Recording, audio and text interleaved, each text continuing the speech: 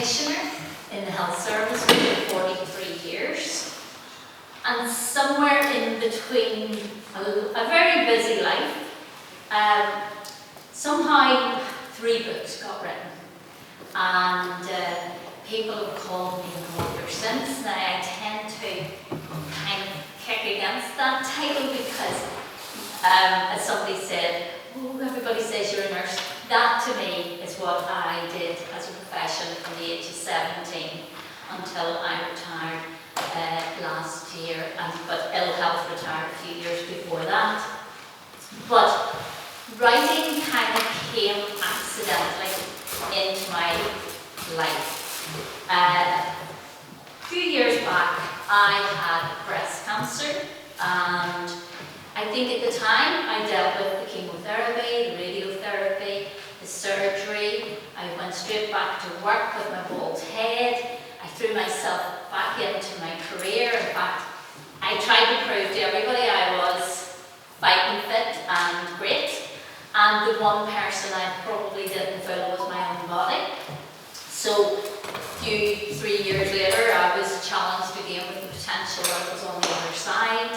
And I had taken all the medicine, I had taken all the poison, I had done everything, and I thought, oh, right, now what? And so I found that 4th year post all the trauma of the cancer journey, I found that quite difficult. It was like I'd hit my wall, and I'm not one to go down under. Anybody that know me would know I'm quite a fighter in life. So I found my therapy was to write about it, and it was to write my journey. So my breast cancer journey kind of wrote itself. I would sit out in the garden and write it as a journal, so that, and this doesn't sound pessimistic, but I tend to be very OCD in my organisation. I can be chaotic. I could go out here and lose myself up that mountain there, but in a lot of other ways I could be quite organised to the point that I thought, look, if I die from this, I want my children to lift this little journal and say, gosh, that was my mummy. That was my wee mummy. This is why she did this, that and the other. This is the crazy person that we used to call mummy. And that was it. It was written for them, by me, tucked under my bed. And some reason it found its way out from under the bed. And a girl who was at a class, who was teaching at a class, a writing class, I asked had I anything written, and I brought a page or two, asked had I any more written, brought a big file of the stuff, and not as much as a correction on it, because much as I did A-level English, I'm not very good at it. Certainly wasn't English language, it was definitely English literature. So no full stops, no commas, or nothing else in between. And she took it away and came back and actually asked could they publish it. And it was her husband was a publisher. I didn't know that, but nor did I also know the impact of that offer, because I said thanks very much, but I'll not take you up on it. And I didn't realise that people who spend a lot of time trying to get publishers would have cut her hand off for such an offer. But at the time my priority was my father, he was also going through his own cancer journey, which he didn't survive. And so my focus needed to be on that. But off she took it, and it, maybe the angels in the title, the angels under my bed, which is here, it was my struggle with cancer. It found its way to so many places. It was Waterstones, Soviet Smiths, Easton's. It was in all the small independent bookshops. But the most important places that was, apart from being on the bookshelves in my 6 children's homes, was in people's homes who took the time to say, Caroline, thank you. They wrote to me, they sent me emails, they sent me lovely letters, and it was to say, I'm on the same journey myself, or I have a friend or a sister, somebody on this journey, and it has helped them. And work done, job done. His words to me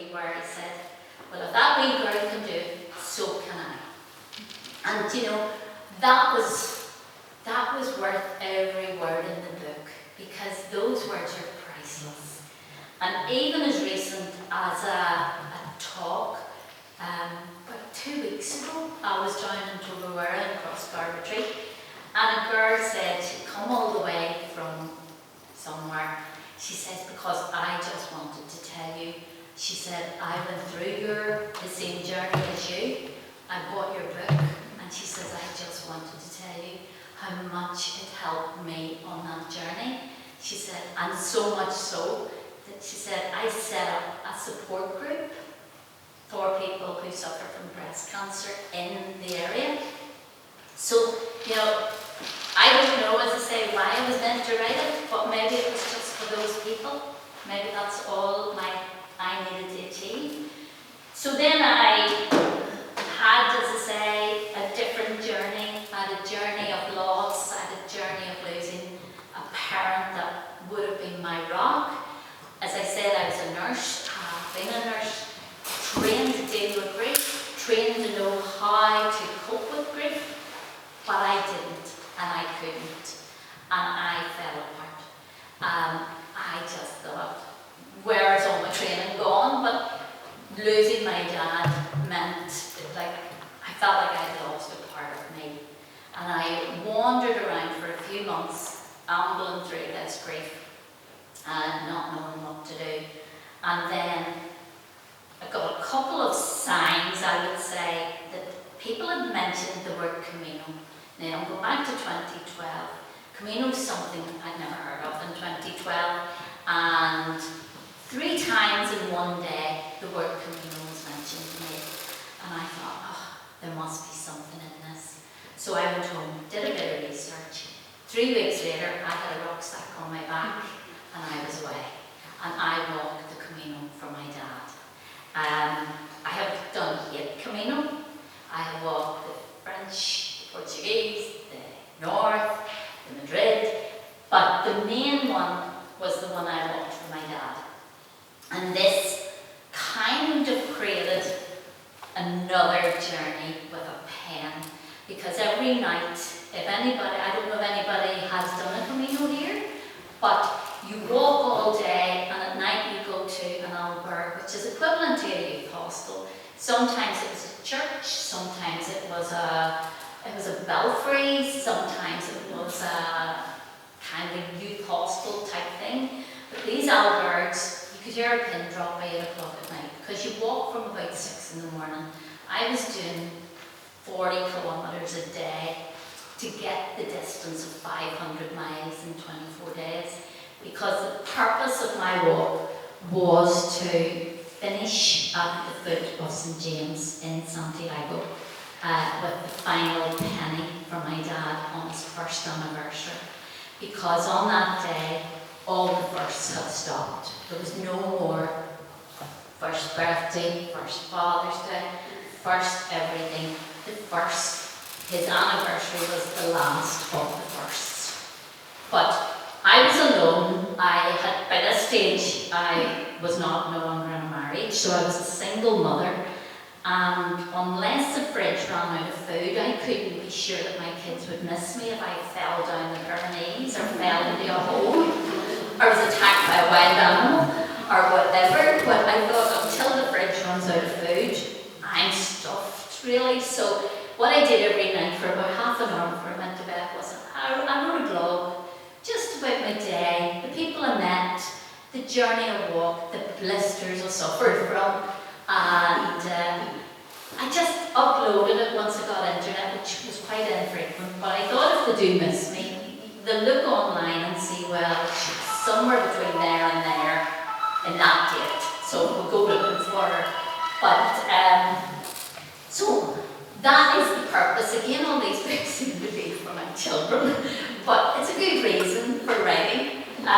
So I arrived home, and once I got back into technology, which is very strange after you've had 24 days out, it's like being on the Cave Hill and never coming off it. You've become part of nature. You're walking with nature, you're smelling nature, you're breathing nature. It was a peace that I could cope with my grief. It was a place that I wasn't being invaded by outer things. This was me, and doing what my dad loved best. Him and I would walk that cave hill regular. I had the one thing I asked my mum for after he died was this blackthorn stick, so that I could go walking with it. So the blackthorn stick and his gardening jacket accompanied me 500 miles. So much as I kind of maybe seemed a bit fearless, even when I felt lonely or sad, I was a bit frightened at times because you're a woman on your own, you're vulnerable, it's a big open area of land, you're basically starting in France and you're walking right across the top of Spain to the other side. I would wrap myself in his gardening jacket. And I know that sounds naive, but I felt safe and I felt happy. And for that walk, I felt I walked with him, not for him.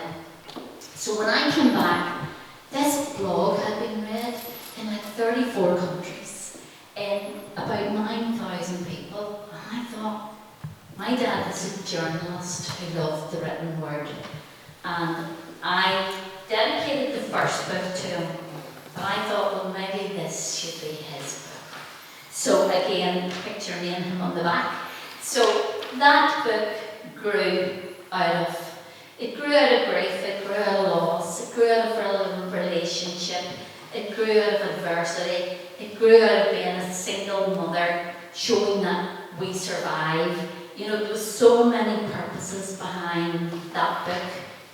And again, I didn't sit down and think, I need to write a book. You don't come into my house, there isn't a room with papers and post-its and thoughts and drafts. Tony will say, I write one book without full stop the whole way. And what you get is what you get. You know, if I lost my notes, there wasn't a second chance. So, you know, I whisked it off to a Cork publisher who, again, believed in my journey. And so me and my dad took another journey on the trail of the books. And again, it hit the same areas. It was Waterstones and Eastlands and all that. I think it was, again, the people who said to me after reading it, your dad would be proud of you. Again, job done. That is all I required to make a success of writing. So this is why I'm saying I'm kind of an accidental writer, because here's my Chester book. I left Fort William to go to nursing, and I left it in lower sixth, and I was doing four A-levels, and the nun nearly took apoplexy that I was leaving. She thought I was just doing something stupid on a whim. But my parents did, my friends did, everybody thought Caroline's going mad. You know, where has this notion come from? Because she never wanted to be a nurse yesterday. She certainly didn't want to be a nurse last week. When the whole school was full of professions, I never went near the nurse's table. So, you know, maybe in life, sometimes things are a calling. I don't know. Maybe it was. I woke up, went to bed one night oblivious to nursing, and I woke up the next morning and said, I'm going to be a nurse. And that was in 1975, and I still consider myself a retired nurse now. But so poor old Chaucer, really, I don't know how I still have that. It's so long ago, but it was written in my name with lower sixth on it. So maybe somewhere along the way, Chaucer decided to dig out something in me and try and recreate some form of writing. But those were in 2014, and then, as I said, I was a busy person. You know, 6 children, 3 daughters were getting married. There was 3 weddings. There was 6 grandchildren born. There was lots of heartbreaks and relationships along the way. There was a new relationship for myself. There was lots of life going on. So, to be truthful, the only thing I wrote was a shopping list. And possibly when I was sent to do courses and work. I already got the nurse practitioner degree before that, but anybody who knows nursing, you constantly have to prep up and you have to constantly study and study and study and come up with all these certificates. So possibly, yes, I would have done medical nursing type assignments, but when I got home after a day in the surgery and I sorted out the lives of the 6 very important people in my life, I would have struggled to read the magazine The Hello, which is only photographs. That was about the height of my creativity. So then, as I say, I feel that sometimes life sends you these routes and roads that you need to go on. And so I, as I said, have been challenged back and forward and a couple of times with scans, brain scans, bone scans. Everything keeps dragging me back to the city hospital where I trained. And I would sit in the cancer centre, or I would sit in the big tower block, and I would feel I was back. I was back in a happy place, which was my years of training in the city hospital. And then, as I said, I met a new partner, Tony, and then he then had the misfortune of being diagnosed with cancer too. So we were back again 2 years ago at the cancer centre for him to have 7 weeks of radiotherapy treatment. So I was sitting in this cancer centre. We always parked on the roof of the car park, and I always would have counted across to my bedroom in the nurse's home, which was on the top floor, three rooms across. And I'd kind of blow myself a wee kiss and wave to myself, because I felt that somewhere in there, in me, that person was still there. She was still in that room, living the life of a 17-year-old. She did not have a worry about getting through to the next payday, probably, or what she'd wear at the student union. But she was a safe place for me to go. Because it's funny, when I'm in the middle of my own cancer journey, I can be quite strong, but it's very different when you're the person sitting beside the person. You feel a little bit like, what do you do? What do you say? You be there for support, but it's a very different role. So I had all 3 roles. I had the nurse side of the desk, I had the patient side of the desk, and then I had the relative side of the desk. So when you mush all that together, it kind of enlightened you that you thought you were an empathetic nurse in so many ways, but life teaches you a lot of lessons as you go along. Be it your cancer journey, be it a grief journey, be it a partner struggling with his own journey. So, because this city hospital was my safe space, I felt I could write about it. So, there, lo and behold, we have Angel City. Now, if anybody has trained or is familiar with the city hospital, these were the nurses' uniforms that we would have worn, the little white uniforms, the check dresses, and the building was the workhouse buildings, because that's where we trained them all but gone now, bar I think 1 or 2. But I could still visualise them when I was in the cancer centre, or I was on that car park roof. I could see all those people who I worked with, worked for, all the scary ones, all the fun ones, everybody from the weren't matrons in the city, but there would have been senior nursing officers and others that you would have jumped high to attention, right down to the porters who would have made you laugh when you were taking patients to the ward. All these people formed my life as a 17 to 21-year-old student nurse. And the people I met in that nurse's home, people I shared the floor with, we had fun days. We had very tragic days. I'm talking 75 to 78. They were very traumatic in our world. You know, we saw things that I don't think any 17-year-old should see or will probably see again. But we had to somehow brace ourselves and deal with that environment. And I thought, that was a time of life that has gone. those buildings are gone, but also that type of nursing has gone. And yes, progress has to be made, I know that, but I still felt that that was a time that was worthy of saving.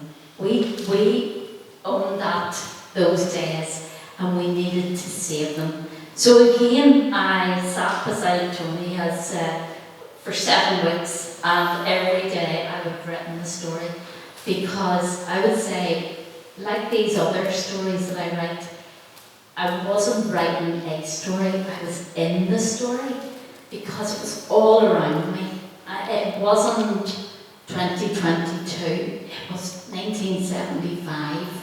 I could sense it, I could feel it. I was waiting on this rock coming up the corridor, but I was that nurse. And again, I thought, these are memories that are fading every week, every month, every year. The further away we get from this type of old-fashioned nursing, the less it gets brought further and further away from people's memories. So again, I wanted, I suppose, from the point of, again, my children, to know that you're always a mummy, but you wanted them to know that person before you became the mummy. That little 17-year-old, that little 18, 19, 20, who spent her life with broken hearts or breaking hearts, whichever, depending on the mood. But I wanted to gather it all. So that's, again, what became of this book. So I'm very proud of the writing, but what I couldn't believe was, it was a book that starts in North Belfast, because I'm a North Belfast girl. That cave hill over there is my life. I can sit at the top on the nose, and I see my entire life in like a 90-degree turn, from the Royal I was born in, to the 2 primary school, to the Fort William, to the hospitals I trained in, to the manor that I spent 11 wonderful years nursing in their casualty, to the GP surgery that I became a nurse practitioner. And that, maybe to some people, that seems awfully tiny, that my life can be seen from the top of the cave hill in a very small postage stamp photograph. But actually, I'm proud of that life. I'm very proud of North Belfast. I'm proud of where we came from. I'm proud of how we survived. And I have travelled, as I said, I've walked El Camino. I backpacked Australia on my own. I have worked as a nurse for charity in Africa in an AIDS hospice 3 years in a row. I went with to Mozambique with Habitat for Humanity, building houses. I went to North Thailand to build houses with the Jimmy Carter Habitat build. So I have gone away. I have been in those planes. But to me, the best thing about leaving Ireland is the plane that brings you home. And I wanted to capture that in my book.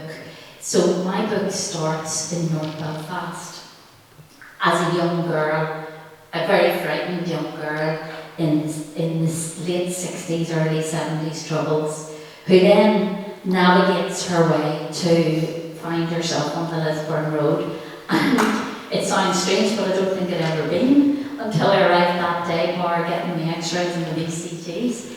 And then I created 2 friends, because I didn't want anybody to say, "God, Caroline, was that me you wrote about?" So I was really trying to avoid being kind of characterising people. So I created 2 friends to accompany me on this journey.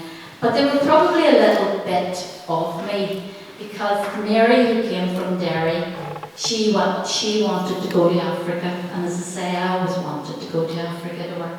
I did work in Africa, but in 1978 I did apply to go to work in Zambia, but they were killing a lot of missionaries at that time, and my mum wouldn't let me, even though we lived on the most dangerous part of the North Belfast from Monroe.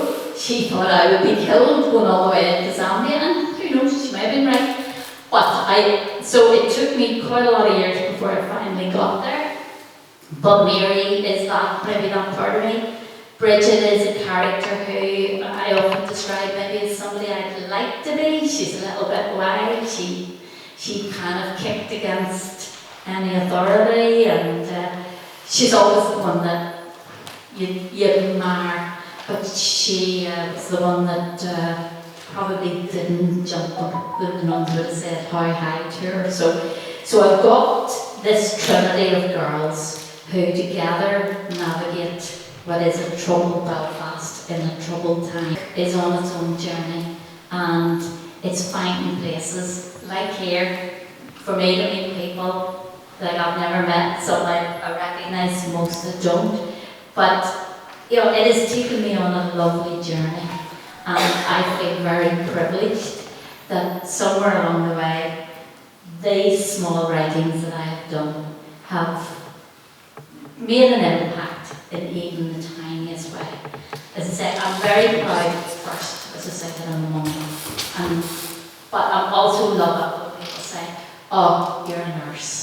Because anybody has nursing, it runs like the blood through our bodies, that we take blood out of you, but it runs through our bodies like that. We're a very proud profession. And now I can add on to the tail end of all that, a writer. An accidental writer. And I've had so many people ask for sequels, I've actually had to start putting these girls back to work. So from maybe Christmas, I've started to toy with, there might be life in them yet. So watch this space, you don't know where these girls go. But so I would, if that's okay, I'll read a little piece from the book for you, just to give you a kind of flavour of the writing. Now, see how good manage this.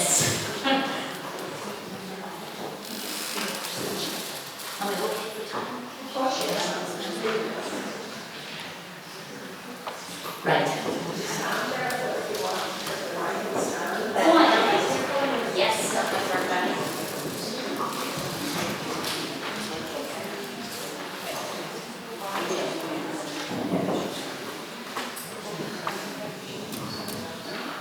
Can you hear me? Okay. So this is 1976, in the chapter 32. As I say, we're quite a lot written. But, okay. June 76 was very different from any year on you could remember.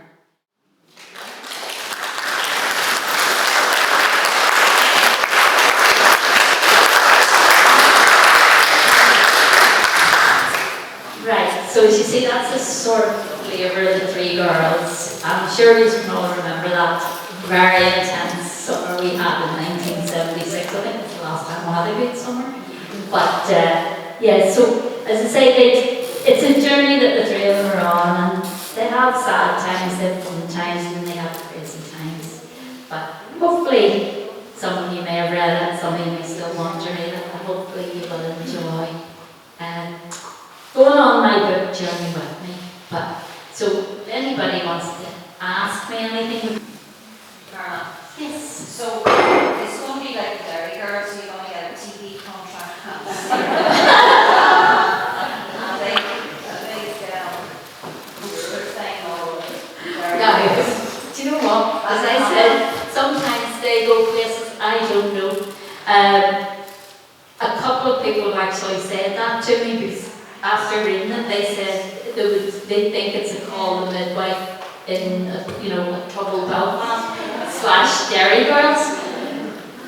Do you know, as I said, I didn't start out the plan. I'm just like, my left hand is like the tool that writes these words, and where it seems to go, the person that amazes the most is me. It never ceases to amaze me when people can say good things about it, or I have a picture of my wee granddaughter in Waterstones holding a copy of Waterstones, and that is so cute. It doesn't come much better than that. And I'm in I think I'm in the Irish Voices, and I'm not a literary person, you know, I don't know a lot of all the other people that I'm sharing that area with, but all I know is I'm very proud to be sharing that area with people who are, you know, very, very well-renowned writers, authors, poets. I mean, I slipped in there. Ceases to amaze me most of the time. But yeah, who knows? Maybe. Yes. How do you feel your six children went on to do anything artistic or literary like yourself? Now, the one thing I can't do is draw. I couldn't draw a straight line. And all my children are very artistic. They would have all done art for their level, and they would have carried that into teaching careers, or my boys would do like graphic design and signage, art mural walls, things like that. Literature-wise, I don't think they've found that niche yet. But then, I mean, I was well into my 40s or 50s before even I put a pen to paper. So, you know, it's maybe there. It just, when they feel they need to write something, maybe they will. You know, they did write lovely messages on all my Mother's Day cards. That's a start on Sunday. But yeah, I think I leave them to use the paintbrushes because I'm very chuffed at how talented they are. You know, they can all draw everything. I have a lot of their artwork on my wall, and I'm a very proud woman for that reason. So to me, that's good enough. That's probably all my question answers. So thank you again.